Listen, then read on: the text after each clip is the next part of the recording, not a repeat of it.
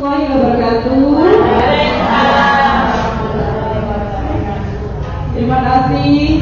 Puji syukur kami ucapkan kepada junjungan kita Nabi besar Muhammad SAW. Berkat rahmatnya kita bertemu pada siang hari ini dalam keadaan sehat walafiat. Yang berhormat kepada sekolah SDN Sukabumi 1 yang kami hormati rekan guru dari SDN Sukabumi 1 beserta staf. Baik Bapak Ibu, kami berdua di sini berkolaborasi akan membahas tentang diseminasi disiplin positif. Nah, sebelum kita mulai tentang diseminasi disiplin positif, di sini ada satu peristiwa. Jika Anda dan teman Anda akan melakukan kegiatan, coba lakukan. Anda adalah A. Tugas Anda adalah mengepalkan salah satu tangan Anda. Coba Anda bayangkan bahwa Anda menyimpan sesuatu yang sangat berharga di dalam kepalan tangan Anda. Anda perlu menjaga benda tersebut sekuat tenaga Anda karena begitu pentingnya untuk kehidupan Anda. Tugas rekan Anda yang B adalah mencoba dengan cara untuk membuka kepalan tangan Anda. Teman Anda B boleh membujuk, menghardik, mengintimidasi, memarahi, menggoda, menggelitik, bahkan menawari Anda uang agar Anda bersedia membuka kepalan tangan Anda. Di sini ada dua, yang satu jadi A dan yang satu jadi B. Sekarang saya bertanya kepada Bu Nunung, jika Bu Nunung menjadi seorang A, apa yang akan Bu Nunung lakukan dalam genggaman Bu Nunung itu? Mempertahankan. Ada orang seperti Bu? Tetap ditanyakan. Oke, baik. Tepuk tangan dulu buat Bu Nunung. Bu Nunung akan bertahan dengan sebuah rahasia besar. Walaupun ada orang seperti di depan Bu Nunung, Bu Nunung tetap mempertahankan sebuah saya. Terima kasih Bu Nunung. Nah, ini adalah dia juga menyatakan bahwa arti dari kata disiplin berasal dari bahasa Latin disiplina, yang artinya belajar. Kata disiplin juga berasal dari kata yang sama dengan disiplin atau murid atau pengikut. Dengan kata lain, seseorang yang memiliki disiplin diri berarti mereka bisa bertanggung jawab terhadap apa yang dilakukannya karena mereka mendasarkan tindakan mereka pada nilai-nilai kebajikan universal. Nah, motivasi perilaku manusia itu ada tiga. Yang pertama adalah untuk menjadi orang yang mereka inginkan dan menghargai diri sendiri dengan nilai-nilai yang mereka percaya. Yang kedua, untuk mendapatkan imbalan atau penghargaan dari orang lain. Dan yang ketiga adalah untuk menghindari ketidaknyamanan atau hubungan. Nah, mari kita simak video tentang motivasi perilaku agar Bapak Ibu lebih paham lagi.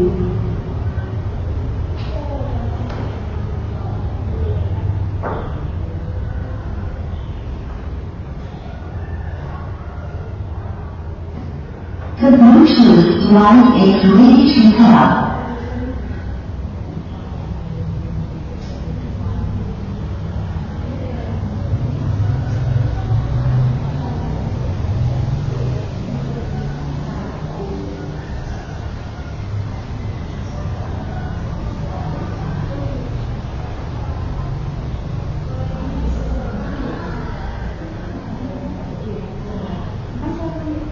The Bluetooth device is connected successfully.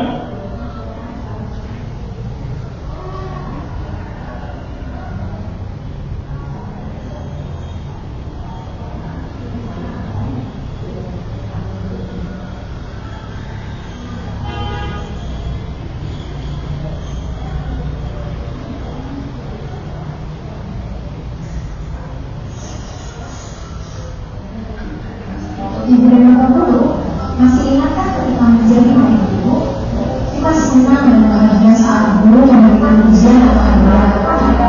Kita disebutkan jika menjawab pertanyaan dengan benar, kita diberi coklat atau permen. Kita diiming-imingi kalau tugas selesai dengan cepat, kita bisa pulang duluan.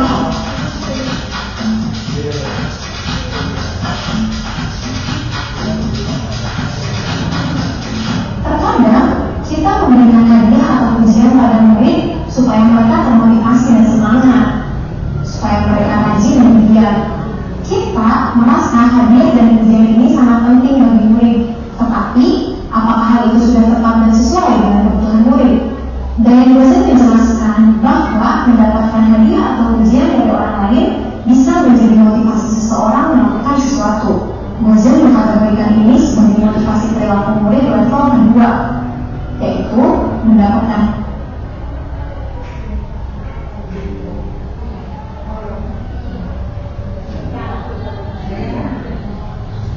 hadiah atau ujian. Di video sebelumnya sudah kita bahas motivasi perilaku murid level pertama, yaitu menghindari rasa sakit atau hukuman. Ujian dan iming-iming hadiah bisa mempengaruhi perilaku murid. Murid akan menjadi rajin mengerjakan tugas dari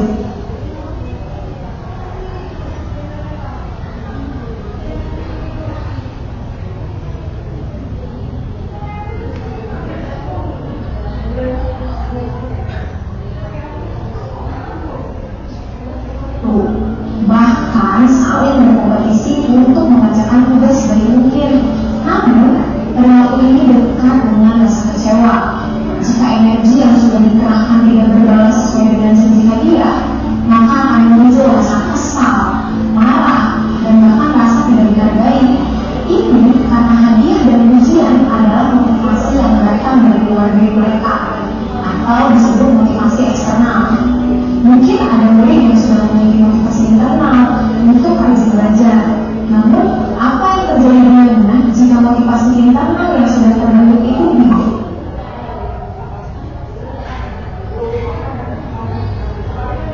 Dan dengan motivasi eksternal.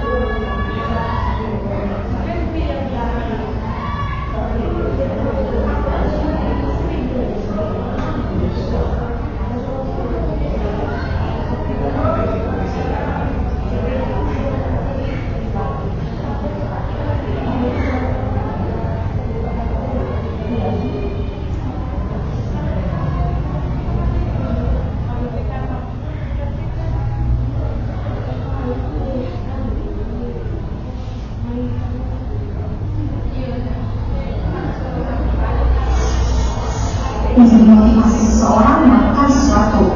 Dosen mengkategorikan ini sebagai motivasi perilaku murid level kedua, yaitu mendapatkan hadiah atau ujian. Di video sebelumnya sudah kita bahas motivasi perilaku murid level pertama, yaitu menghindari rasa sakit atau hukuman. Ujian dan iming-iming hadiah bisa mempengaruhi perilaku murid. Murid akan menjadi rajin mengerjakan tugas dari guru, bahkan saling berkompetisi untuk mengerjakan tugas sebaik mungkin. Namun, perilaku ini dekat dengan rasa kecewa. Jika energi yang sudah dikerahkan tidak berbalas sesuai dengan janji hadiah, maka akan muncul rasa kesal, marah, dan bahkan rasa tidak dihargai. Ini karena hadiah dan ujian adalah motivasi yang datang dari luar diri mereka, atau disebut motivasi eksternal. Mungkin ada murid yang sudah memiliki motivasi internal untuk rajin belajar. Namun, apa yang terjadi dengannya jika motivasi internal yang sudah terbentuk itu diganggu dengan motivasi eksternal berupa janji hadiah dan ujian itu? Ibu dan bapak guru mungkin bertanya, lalu gimana cara memotivasi murid tanpa ujian dan hadiah? Saya punya jawabannya. Kita perlu membedakan antara hadiah atau ujian yang dijanji.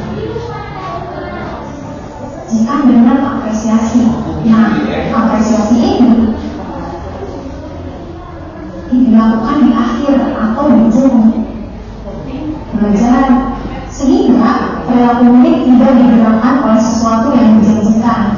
Dan tugas kita adalah mengidentifikasi motivasi perilaku murid supaya kita bisa menstimulasi munculnya motivasi internal dari diri sendiri.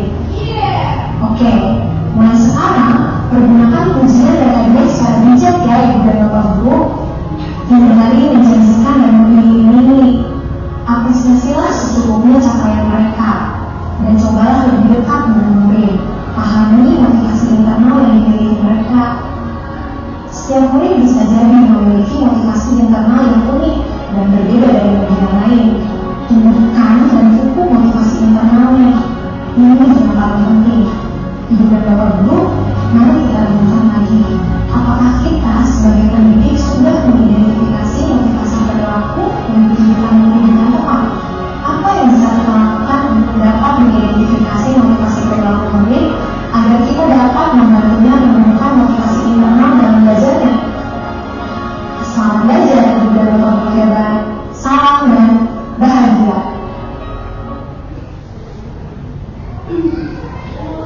Nah, baik, Bapak Ibu sudah menyimak tadi. Yang disampaikan tadi adalah tentang pujian dan hadiah. Selama ini yang dilakukan oleh Bapak Ibu kita bagaimana? Apa setiap hari ada hadiah yang dapat diberikan Bapak Ibu kepada anak-anak? Tidak. Lalu ucapan motivasi belajar ya. Karena apa? Biasanya ada yang ayo yang dapat 100 nanti dapat hadiah beng-beng, yang dapat 100 nanti dapat hadiah seperti. Maka yang ada di imajinasi anak-anak nanti, oh iya aku pengen lagi jadi anak. Itu sebenarnya bagus, tapi jangan dilakukan dengan berkala, karena itu yang menjadi tujuan utama kita adalah motivasi. Jadi bagaimana cara kita walaupun tanpa hadiah, anak-anak itu merasa termotivasi seperti itu.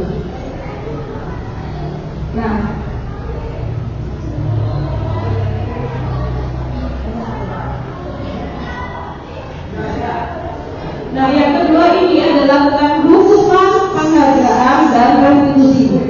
Mari kita simak bersama. Halo dengarnya Ibu dan Bapak Guru, selamat datang kembali di modul hukuman versus konsekuensi versus restitusi. Ibu dan Bapak Guru sekalian, setelah kita sudah belajar konsep hukuman dan konsekuensi, maka kali ini kita akan belajar mengenai restitusi. Diharapkan dengan materi ini kita dapat lebih mengerti perbedaan antara hukuman, konsekuensi, dan restitusi.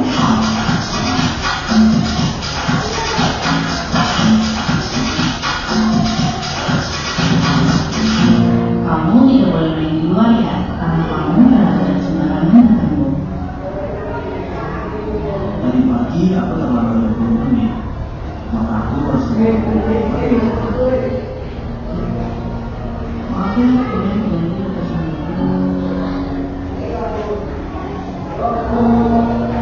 Mari kita bermain dulu yuk. Tadi sudah diperlihatkan 3 kasus. Silahkan Ibu dan Bapak Guru pilih ya. Kasus mana yang merupakan konsekuensi, hukuman, dan restitusi. Kalau mau menyiapkan pensil dan kertas juga boleh, dicatat ya. Bagaimana Ibu dan Bapak Guru? Apakah sudah ditentukan jawabannya?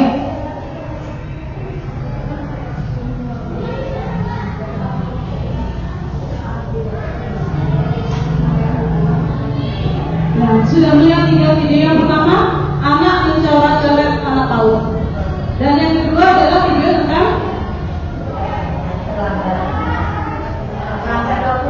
terlambat 20 menit. Yang ketiga tentang nah, apa yang ketiga?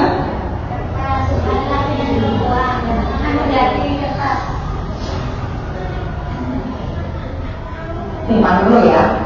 Sebelum belajar restitusi, ada baiknya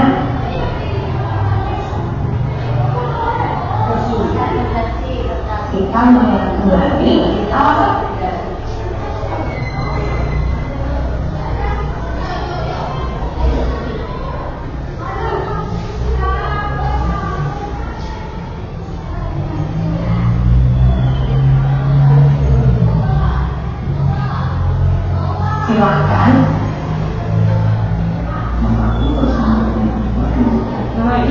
terlambat jadi 20 menit pulangnya terakhir.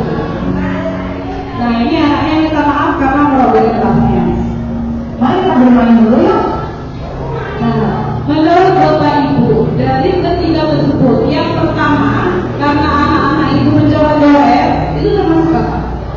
Ada 3 hukuman. Yang kedua, itu karena anaknya terlambat 20 menit, jadi harus pulang ditambahi 20 menit lagi menunggu dari jam pulang, lebih dari jam pulang. Dan yang ketiga, itu anak-anaknya meminta maaf karena merobek kertas rumahnya. Nah, jawaban dari Bapak Ibu disimpan dulu ya. Nanti kita bahas. Tadi sudah diperlihatkan 3 kasus. Silahkan Ibu dan Bapak Guru pilih ya. Kasus mana yang merupakan konsekuensi, hukuman, dan restitusi. Kalau mau menyiapkan pensil dan kertas juga boleh, dicatat ya. Bagaimana Ibu dan Bapak Guru? Apakah sudah ditentukan? Jawabannya disimpan dulu ya. Sebelum belajar restitusi, ada baiknya kita mengenal kembali alasan dibalik tindakan manusia agar memudahkan kita untuk melakukan proses restitusi. Pernahkah terpikir oleh Ibu dan Bapak Guru jika ada murid melakukan pelanggaran di sekolah tanpa kita menghakimi dulu nih, kira-kira kenapa ya mereka melakukan hal tersebut? Pada modul restitusi yang lalu, kita sudah belajar mengenai 5 kebutuhan dasar manusia yang diungkapkan oleh Dr. William James. Apakah Ibu dan Bapak Guru ingat?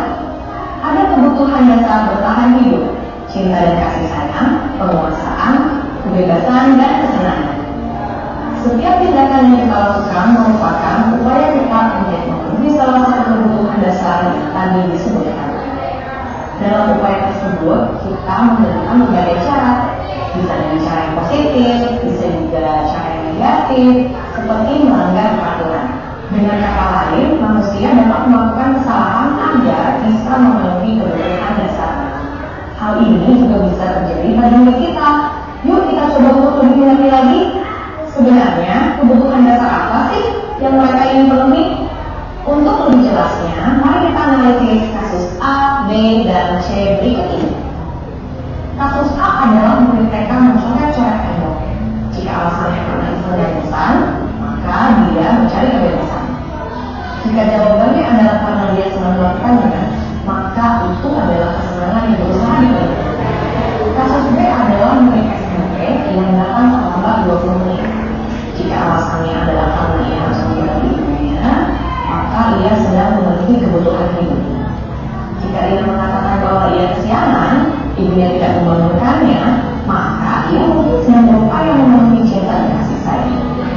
Ia ingin diperhatikan oleh gurunya atau ibunya, karena gurunya pasti akan melaporkan hal tersebut pada waktunya. Kasus C adalah murid SD yang merobek kertas temannya. Jika alasan sang murid adalah karena kesal pada temannya dan ingin temannya memenuhi keinginannya, maka ia sedang memenuhi kebutuhan penguasaan. Dengan mengerti dan membuka diri atas beragamnya kebutuhan dasar manusia, maka kita bisa memberikan ruang kepercayaan dan empati pada setiap kesalahan ini. Ketika kita bisa mengerti kebutuhan apa yang sedang ia ingin penuhi, reaksi kita akan menjadi lebih tenang, tidak menghakimi. Kita bisa berkomunikasi dengan lebih baik kepada murid. Disinilah proses restitusi bisa kita mulai. Dengan memahami kebutuhan dasar manusia, kita menjadi lebih sadar bahwa murid kita sebenarnya adalah manusia, sama seperti kita. Mereka juga bisa salah.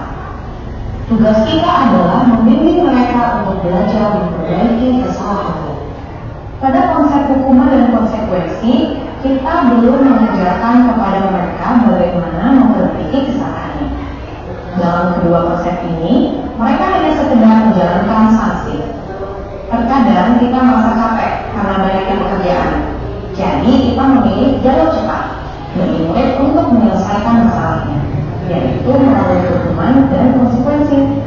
Ini tidak melatih murid untuk mempunyai perilaku berpikir kritis sebagai pemecah masalah yang baik. Pada restitusi, kita menekankan rasa percaya, memberikan ruang refleksi dan diskusi untuk mereka bisa memilih solusi terbaik dalam memperbaiki masalah mereka. Dengan memberikan kebebasan kepada mereka untuk memperbaiki masalahnya, maka kita sudah memberikan hak kemerdekaan kepada mereka untuk belajar atas kesalahannya. Dengan ini, kita juga sudah memenuhi satu kebutuhan dasar mereka, yaitu kebebasan. Terkadang kita masih suka bingung dan terjebak tentang konsekuensi dari restitusi. Kita suka menyebut setiap solusi yang keluar dari murid itu sendiri. Hal itu merupakan restitusi. Kita perlu lihat lagi, apakah solusi itu mempunyai korelasi logis untuk memperbaiki masalahnya, atau mereka hanya sekedar menjalani konsekuensi. Mari kita kembali melihat kasus A, B, dan C yang Ibu dan Bapak Guru sudah kategorikan. Kita akan lebih jelas melihat perbedaan antara hukuman, konsekuensi, dan restitusi. Pada kasus A, murid mencoret-coretkan tembok lalu tidak boleh mengikuti sesi bermain. Mari kita analisis, adakah korelasi yang logis antara mencoret tembok dengan biaya sesi bermain? Lalu bagaimana dengan tembok yang kotor? Siapa yang membersihkan? Pada kasus ini, murid hanya menerima hukuman atas tindakan pelanggarannya. Untuk jenjang PAUD, ini bisa membuat murid menjadi marah, takut, dan mungkin saja jadi benci pada gurunya. Dia akan menganggap sekolah tidak menyenangkan karena sesi bermain telah direbut darinya. Karena terkadang mereka belum mengerti apakah tindakannya salah atau benar. Mungkin dia di rumah boleh mencoret tembok. Kita perlu berikan waktu dan pengertian lebih kepada mereka untuk memaknai tindakan yang benar atau salah. Pada kasus B, murid datang terlambat lalu dia memilih untuk tinggal sesuai jumlah waktu keterlambatannya.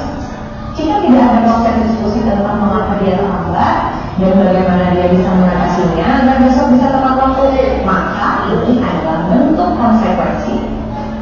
Meskipun murid memilih solusinya, tapi tidak ada perbedaan akan masalah keterlambatannya. Ajaklah murid untuk mengidentifikasi masalah keterlambatannya. Tanyakan pada mereka apa yang bisa dilakukan untuk mengatasi masalah tersebut. Pada kasus C, murid merobek kertas temannya. Ia meminta maaf dan memilih untuk mengganti kertas tersebut. Dengan meminta maaf, maka ia sudah mengerti bahwa ia berbuat salah. Tentu kita harus pastikan bahwa meminta maaf memang pilihannya, bukan karena paksaan keadaan. Lalu dengan dia mengganti kertas temannya yang robek, kita bisa melihat usahanya untuk bertanggung jawab memperbaiki kesalahannya.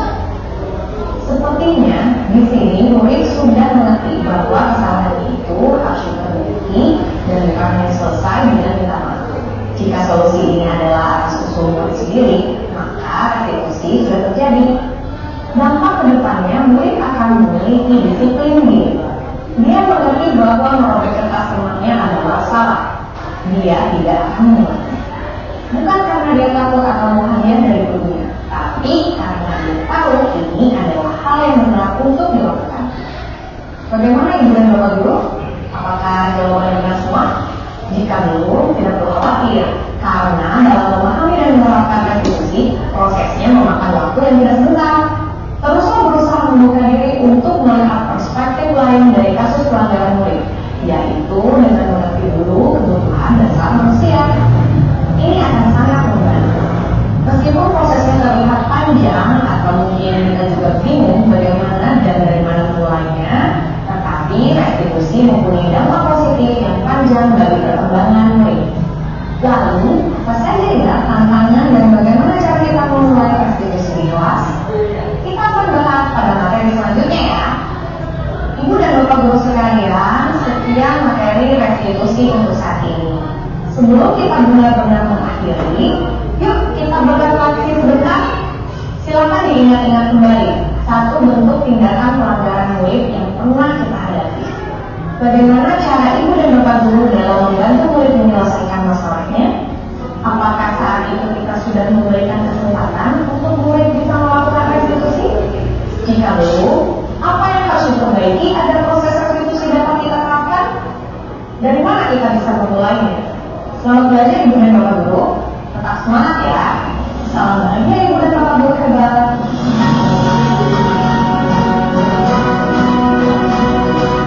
Baik, cukup videonya. Ini ada hukuman, ada konsekuensi, dan restitusi. Restitusi. Mungkin bertanya-tanya, restitusi itu apa sih? Apakah pernah saya menjalankannya? Kemudian di sini adalah hukuman dan konsekuensi. Sebelum saya mengetahui tentang modul ini, awalnya penerapan saya selama ini pada murid lebih banyak pada hukuman dan konsekuensi, belum tertuju pada restitusi. Contohnya, seperti misalkan coba kita mungkin bisa flashback dulu. Misalkan ada terlambat. Kalau terlambat, tunggu di luar dulu, jangan masuk dulu. Adakah yang seperti itu biasanya? Ya, pasti dilakukan. Ada masuk bahasa itu ya, benar ya. Nah, itu hukuman atau konsekuensi? Konsekuensi. Karena kamu terlambat, akan tunggu dulu di luar, itu adalah konsekuensi. Terus kemudian, sebenarnya hukuman dan konsekuensi itu tidak untuk murid belum cocok kita lakukan. Karena apa? Kita belum mengenal restitusi. Restitusi itu apa? Nah, terkait tadi yang ketiga video tadi, anak yang mencoret-coret, kemudian yang kedua anak terlambat, dan yang ketiga adalah teman, itu masih tertuju pada hukuman dan konsekuensi. Sama, saya sebelum belajar tentang restitusi, saya juga sering melakukan hukuman dan konsekuensi, tapi tidak dalam bentuk fisik. Misalkan, kamu tidak mengerjakan PR, ya sudah silakan kerjakan PR-nya 2 kali, 2 lembar. Nah, itu adalah konsekuensi karena tidak mengerjakan PR. Kemudian kita akan membahas restitusi. Apa restitusi itu? Nah, jika kita sudah tahu restitusi, nanti kita akan paham bagaimana cara kita menyelesaikan masalah disiplin positif kepada murid-murid kita.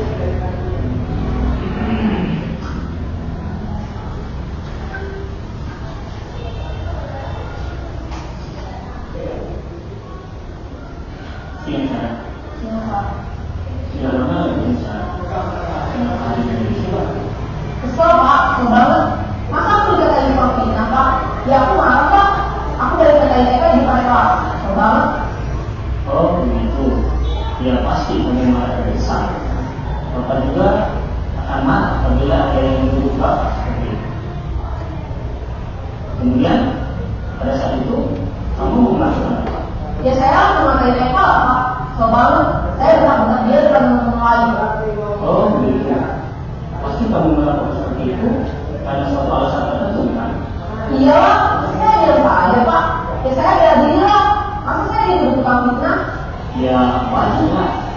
Pertahanan agama itu untuk mobil tidak begitu barat yang bertanya. Iya Pak, tentu saya harus bersabar dan hanya meminta saja. Udah gemes pada Pak, saya pasti ada di Pak.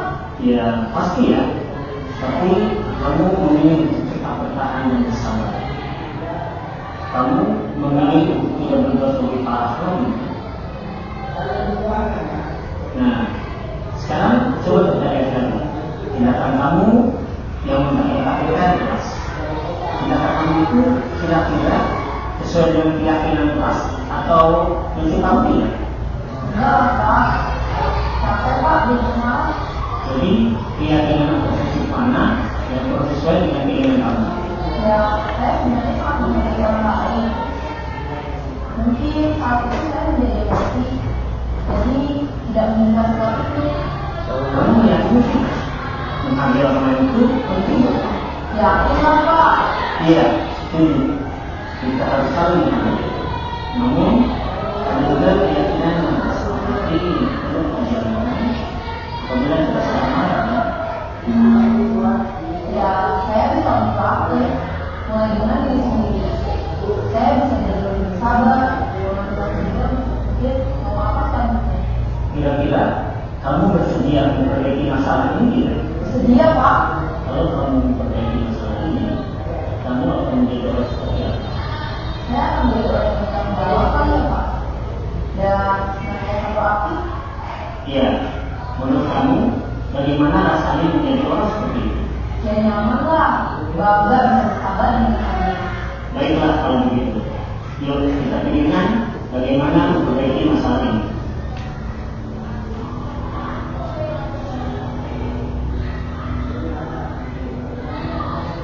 Ibu dan Bapak guru hebat. Baru saja kita menyaksikan contoh bagaimana seorang guru berada dalam posisi manajer menggunakan penerapan segitiga restitusi. Mari kita bahas satu persatu.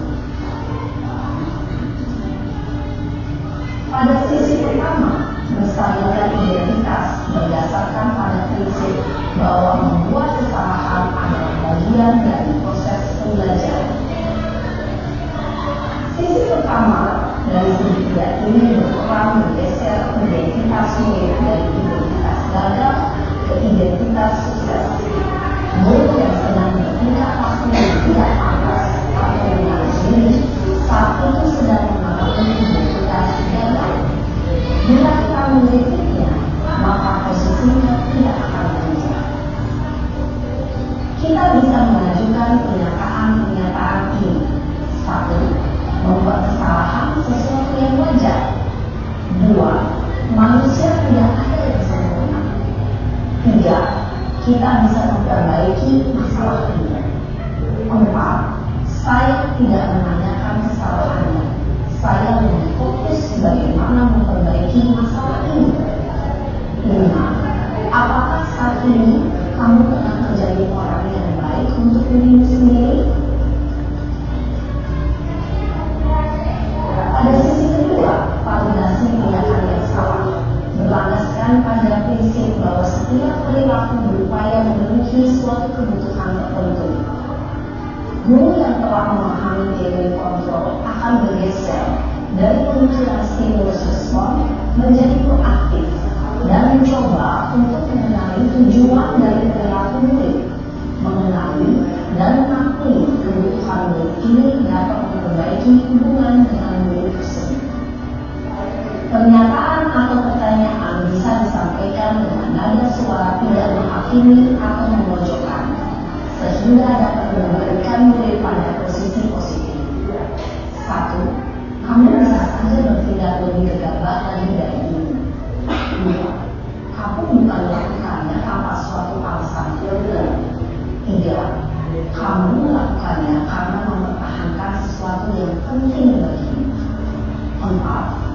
Mungkin kamu bisa mempelajari suatu perilaku baru yang lebih efektif. Bersediakah kamu mempelajarinya? Selanjutnya, kita akan simak sisi terakhir, yaitu pengadaan keyakinan. Teori kontrol menyatakan bahwa pada dasarnya kita termotivasi secara prinsip pada saat perilaku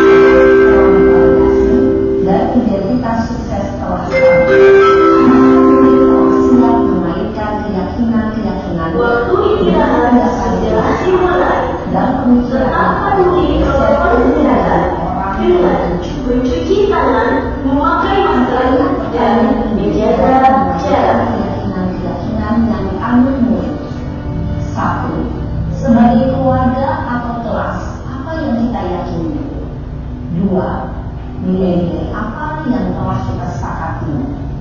Tiga, seperti apa yang empat,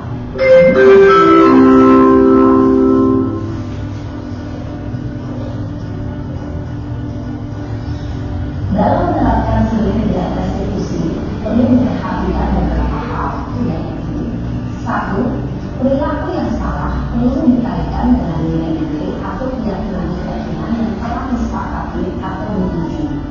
Dua, kesediaan orang yang melakukan kesalahan untuk memperbaiki masalah. Tiga, pemecahan masalah sebisa mungkin relevan atau memiliki hubungan dengan masalah yang ada. Empat, usaha. Perlu adanya suatu usaha perbaikan dari pihak yang berbuat kesalahan.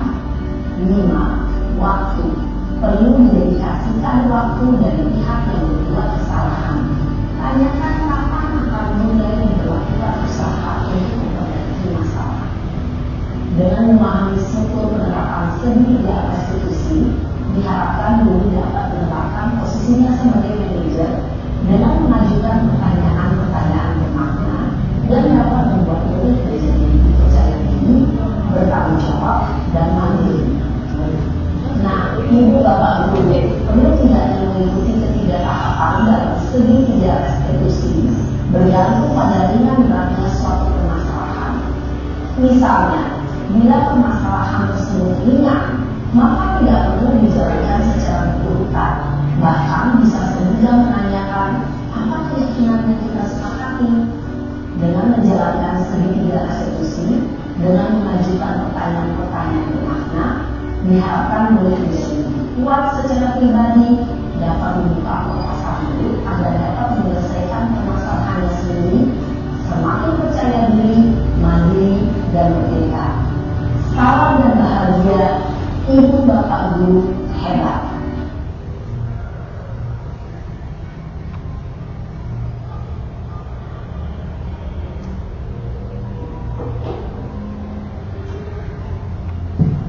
Baik Bapak Ibu, lumayan videonya tadi untuk penjelasan tentang segitiga restitusi.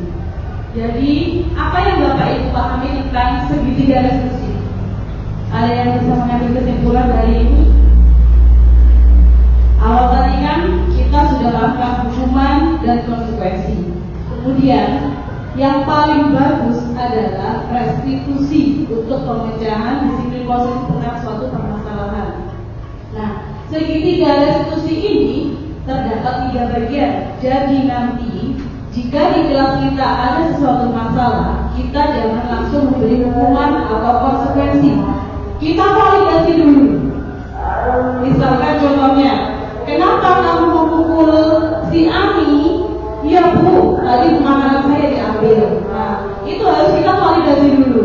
Oh iya, itu adalah guru dulu pernah melakukan kesalahan. Jadi divalidasi dulu. Kemudian menstabilkan identitas, kemudian validasi, dan yang ini adalah menanyakan keyakinan. Keyakinan plus apa yang sudah kita buat. Nah, itu kita harus sampaikan ke anak-anak, kita lihat, oh di situ kita saling menghargai. Nah, di bagian yang lagi anak-anak diingatkan lagi.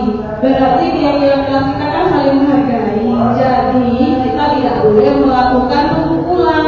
Kita harus saling menghargai kepada teman. Itu tadi, kenapa anak-anak melakukan itu, meminta kue kepada temannya?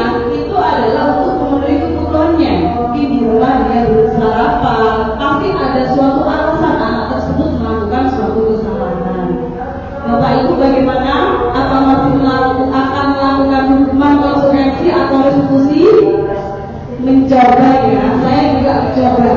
Karena saya sudah belajar modul ini, saya mencoba menerapkan restitusi dalam kelas saya. Baik, untuk yang segitiga restitusi sudah saya sampaikan. Selanjutnya akan disampaikan oleh Bu Novi terkait dengan 5 posisi kontrol yang harus dimiliki oleh seorang pendidik. Ya, assalamualaikum warahmatullahi wabarakatuh. Salam berbahagia. Pentingnya kita mengetahui posisi diri atau posisi kontrol seorang guru. Selama ini kita sebagai seorang pendidik, kita hanya fokus untuk melakukan mentransfer yang namanya ilmu, hanya mengajar. Tetapi sebenarnya kita punya posisi-posisi yang harus kita pahami, di mana guru perlu meninjau penerapan disiplin di dalam ruangan-ruangan kelas mereka selama ini. Apakah telah efektif? Apakah berusaha untuk memerdekakan dan memandirikan murid? Bagaimana dan mengapa? Selama ini, Bapak Ibu, seperti yang dijelaskan sama Bu Sina tadi, kebanyakan dari kita selalu memberikan hukuman kepada anak-anak ketika mereka melakukan kesalahan. Misalkan ketika rame, ayo bersama-sama. Biasanya kita langsung dengan suara kita yang lantang. Nah, kita pahami dulu posisi diri kita atau posisi kontrol yang perlu kita. Ya, ada 5 posisi kontrol: pemukul, teman, pemantau, pembuat merasa bersalah, atau manajer. Bapak Ibu silakan pilih salah satu dari ini yang sering Bapak Ibu lakukan. Kira-kira yang mana yang sering Bapak Ibu lakukan? Sebagai benar katanya Bu Lina, atau sebagai mana? Manajer, ada yang sebagai manajer. Kalau benar sebagai manajer, hal apa yang dilakukan sama Bu Lina? Kemarin ada anak yang namanya Rizky sama Rubal. Keduanya itu saling menunjukkan barangnya ini punya saya, ini punya saya. Terus saya di depan bisa taruh barangnya itu. Sebenarnya ibu siapa? Anaknya punya saya Bu, siapa sih Mbak? Rizky kok kamu mengatakan ini punya kamu dari mana? Saya di bawah Bu. Jadi makanya kemarin menemukan setipnya si Iqbal, katanya karena sudah di bawah itu miliknya Rizky. Nah jadi saya bilang sama kalau barang masih berada di ruang kelas itu mungkin masih punya teman atau punya guru. Nah kalau ini punya Iqbal, ini masih punya Iqbal, saya katakan. Terus kemudian jadi ini miliknya siapa? Miliknya Iqbal. Si Rizky bilang, nah kalau itu Iqbal harus mengatakan apakah ini benar-benar punya Iqbal. Ya Bu, ini ada tandanya. Tandanya di mana? Saya bilang, tandanya saya sobek Bu. Coba saya lihat, Rizky sama Iqbal saya suruh ke depan. Ada sobekan apa enggak? Ada Bu. Saya ambil kasih Lea maju, di sini ada sobekan. Betul ini punya Iqbal ya Bu. Jadi saya mengucapkan seperti itu dan saya kasih lagi ke Iqbal dan keduanya saya suruh meminta maaf.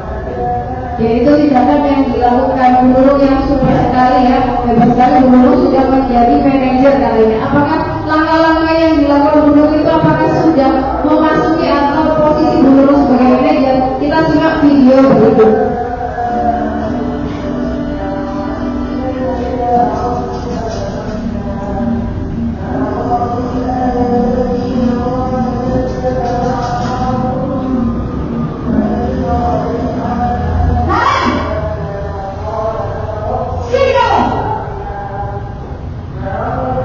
Selamat pagi Bu.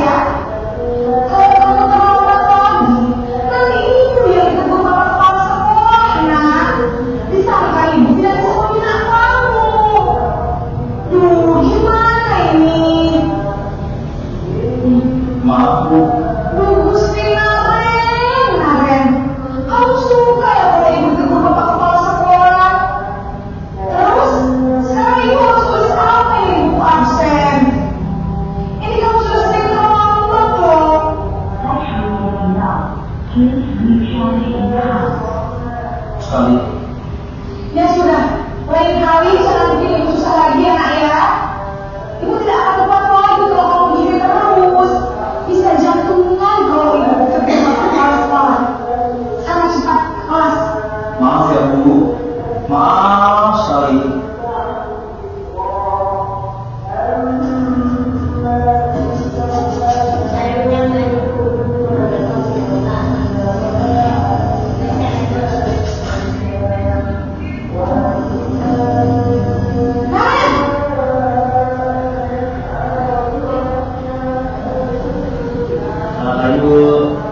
Wah, sudah jam berapa ini nak? Terlambat lagi ya sayang. Iya Bu, habis ibu saya belum membangunkan saya Bu. Kamu malah menyalahkan ibu kamu. Kamu bukannya anak yang paling kencang. Kok terlambat sih? Iya Bu, saya memang terlambat bangun tadi. Jadi biarpun saya lagi kencang, tetap gak kesenja Bu. Ya sudah sayang, nanti lain kali larinya lebih kencang lagi ya. Biar gak terlambat lagi. Bikin seneng ibu, demi ibu. Bisa kan? Bisa lah Bu. Ya sudah sana masuk kelas. Ibu beresin urusan absen kamu. Kamu ini ada saja.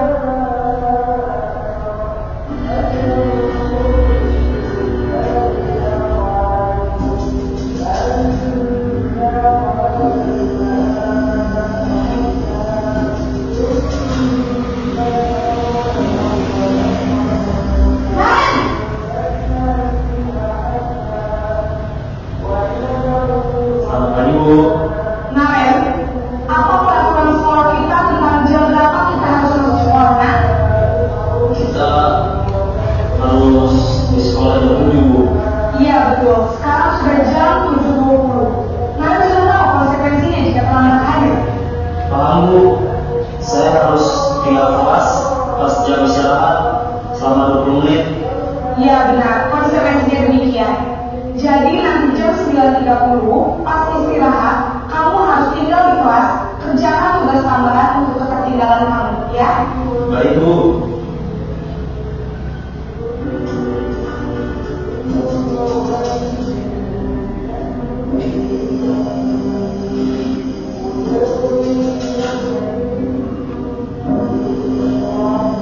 Nah,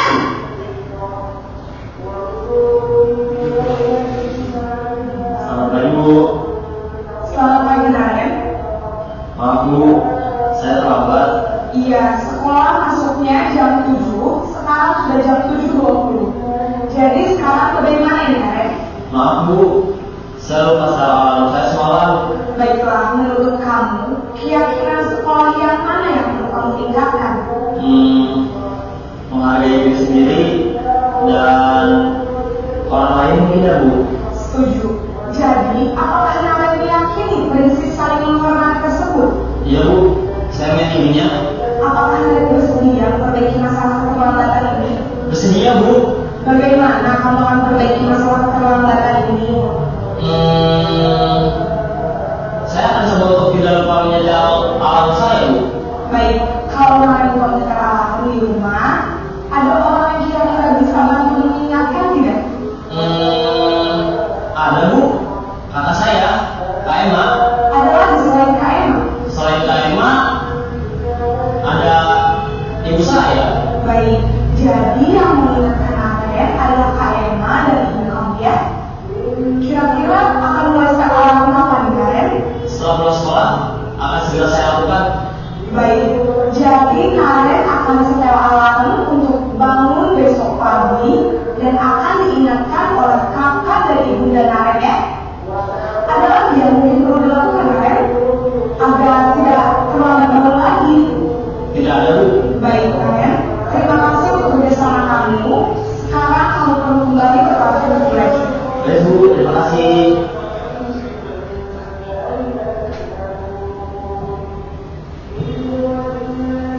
Dari 5 perbedaan video tadi, 5 posisi dari guru, mana yang masih sering Bapak Ibu lakukan? Coba introspeksi diri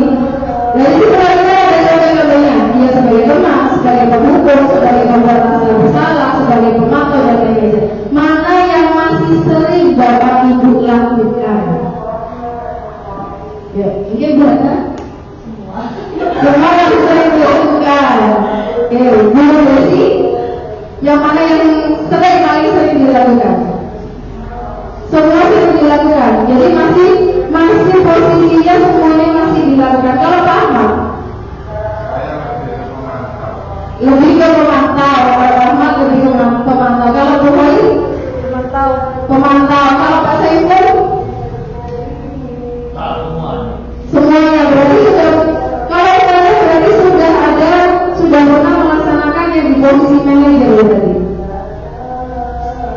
Ya, sudah pernah di posisi manajer. Ya, kita lanjutkan penjelasannya masing-masing. Ya, posisi kontrol pembunuh. Siapa yang masih melakukan hukuman fisik? Sudah tidak pernah, alhamdulillah berarti Bapak Ibu sudah tidak pernah melakukan hukuman fisik atau dengan suara yang keras. Masih di sini mengatakan sekolah dapat menekan murid lebih banyak lagi. Biasanya kita mikir apa sih kok biasanya katanya sering menghukum muridnya ya? Enggak. Insyaallah. Ya, kalau merasa bersalah seperti tadi ya, kamu tidak kasihan salah sama Bu Rosi, nanti Bu Rosi dimarahin kepala sekolah, atau kamu tidak kasihan salah sama Bu Rosi, nanti biasa ditegur sama kepala sekolah. Itu adalah posisi di mana kita membuat anak merasa bersalah sama kita. Masih pernah dilakukan, ya. Masih. Kenapa Bapak Ibu?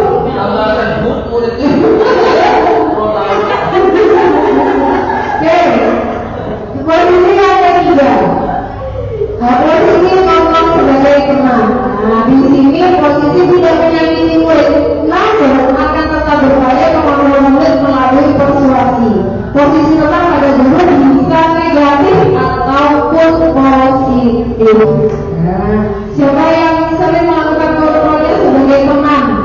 Biasanya sudah ada yang sudah tidak melakukannya. Ada yang masih melakukannya sebagai teman? Masih ada, sebenarnya masih ada dari teman-teman kita yang melakukannya. Masih ada. Mungkin memang tujuannya baik, ya, biar kita bisa dekat sama murid. Tapi itu berdampak pada secara psikologis dan sikapnya murid tersebut. Bisa jadi dia berteman dengan guru yang A, tapi dia tidak bisa berteman dengan guru yang B.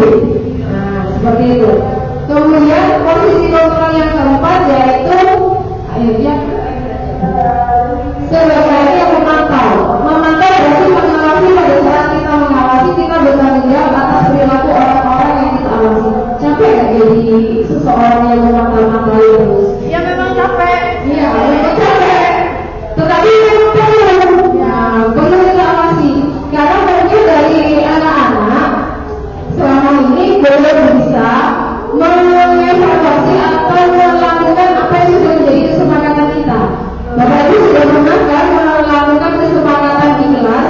Sudah punya kesepakatan kelasnya kan? Ya. Jadi antara penonton dan manajer apa perbedaannya di sini? Kalau relasi manajer sebenarnya dijelaskan dulunya tadi. Ketika kita melakukan posisi manajer berarti kita sudah melakukan yang namanya segitiga restitusi. Ya, melakukan segitiga restitusi di mana siswa sudah bisa melakukan konsekuensi atau perubahan apa yang harus terjadi pada dirinya sendiri. Segitiga restitusi itu ketika kita melaksanakannya, maka kita sudah berposisi sebagai manajer. Maka yang paling utama kita lakukan sebenarnya adalah pembelajaran kita di sekolah kita. Jika kita ingin menerapkan yang namanya disiplin positif, maka posisi manajer inilah yang paling tepat kita lakukan. Dimana kita selalu menstabilkan kondisi, kemudian memvalidasi tindakan, dan juga mengingatkan lagi tentang yang namanya keyakinan atau kesepakatan kelas. Biasanya kita melakukan kesepakatan kelas itu seperti itu. Ya, bukan hanya sebagai perjalanan di kelas, bukan hanya sebagai sesuatu yang menakutkan bagi anak-anak, tapi bagaimana mereka bisa menyadari pentingnya melaksanakan yang namanya kesepakatan kelas. Oke, kesimpulan dari penerapan program disiplin positif adalah guru memiliki standar kepribadian profesional dan sosial yang baik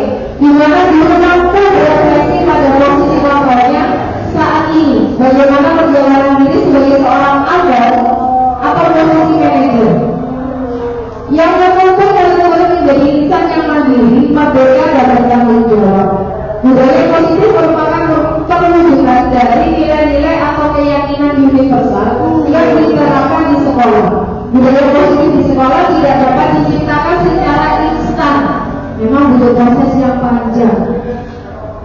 Dalam penerapan budaya positif di sekolah diperlukan tuntunan dan tauladan dari seorang guru. Nah, ini kunci pentingnya di sini Bapak Ibu ya.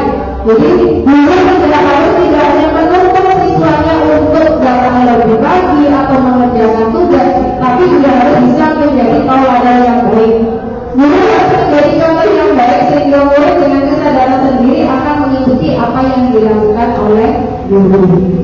Itu tadi definisi dari disiplin positif yang saya lakukan sama Bu Husna. Mungkin Bapak Ibu dari sini kita perlu introspeksi diri. Posisi kita sebagai guru, apakah selama ini sudah melaksanakan disiplin positif dengan baik atau belum? Bagaimana Bu Husna? Sudah selesai ada tambahan? Oke. Saya akhiri untuk kegiatan diseminasi ini. Terima kasih atas waktunya. Saya ucapkan terima kasih. Assalamualaikum warahmatullahi wabarakatuh. Salam dan bahagia.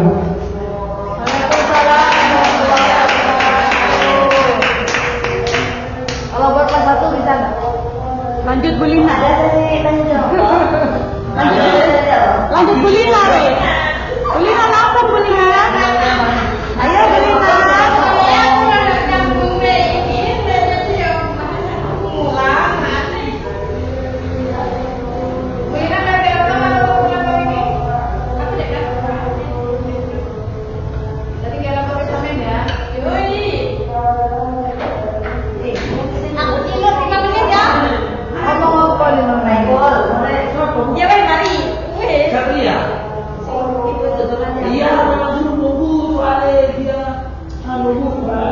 Bu Novi. Siapa? Satria.